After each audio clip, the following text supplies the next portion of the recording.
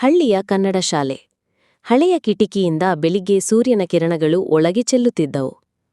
ಮಾಧವಿ ಬ್ಲ್ಯಾಕ್ಬೋರ್ಡ್ ಹತ್ತಿರ ನಿಂತು ಮಕ್ಕಳಿಗೆ ಪಾಠ ಹೇಳುತ್ತಿದ್ದಳು. ಆಕೆಯ ಕೈಯಲ್ಲಿ ಚಾಕ್ ಇದ್ದರೂ ಕಣ್ಣುಗಳು ಹೊರಗೆ, ಶಾಂತ ಹೂವಿನ ತೋಟದ ಕಡೆ. ಬ್ಲ್ಯಾಕ್ಬೋರ್ಡ್ ಹಿಂದೆ ಮಕ್ಕಳ ಬಣ್ಣದ ಚಿತ್ರಗಳು ಅಲಂಕರಿಸಿದ್ದವು. ಅವಳ ತುಟಿಗಳಲ್ಲಿ ಮುದ್ದಾದ ನಗು, ಆದರೆ ಅಲ್ಲಿ ಎಡಗೋಣೆಯಲ್ಲಿ ಮೌನವಿತ್ತು. ಅದೇ ಶಾಲೆಗೆ ಹೊಸ ವಿಜ್ಞಾನ ಶಿಕ್ಷಕನಾಗಿ ಆದಿತ್ಯ ಆಗಮಿಸುತ್ತಿದ್ದ.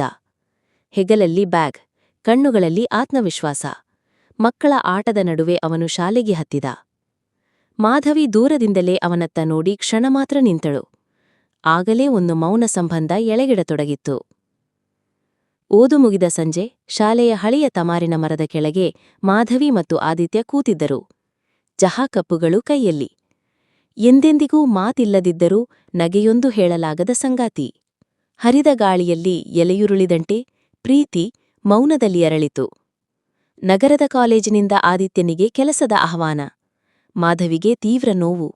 ಆದರೆ ನಗು ಚಲಾಯಿಸಿ ಕೇಳಿದಳು, ಹೋಗಬೇಕೇ? ಆದಿತ್ಯ ಮೌನದಿಂದ ತಲೆಬಾಗಿದ.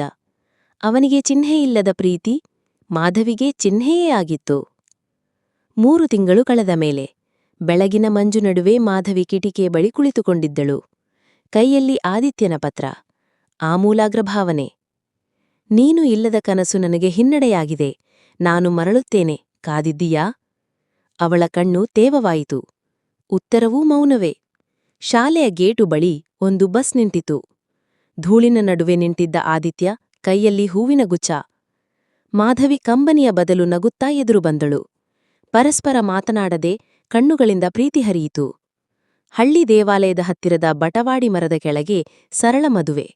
ಮಕ್ಕಳ ಕಂಠದಲ್ಲಿ ಹರ್ಷನಾದ. ಶಾಲಾ ಮಕ್ಕಳ ಹಸ್ತಲಿಖಿತ ಶುಭಾಶಯಗಳು. ಕೇಸರಿ ಹೂಗಳು, ಹಳ್ಳಿಯ ಮನಸ್ಸು, ನಗೆಯ ನುಡಿಗಳು. ಆದಿತ್ಯ ಮಾಧವಿಗೆ ಹಾರ ಹಾಕುವಾಗ ಕಿವಿಯಲ್ಲಿ ನುಡಿದ, ಮುಂದಿನ ಭಾಗ ನೋಡಲು ಸಬ್ಸ್ಕ್ರೈಬ್ ಮಾಡಿ.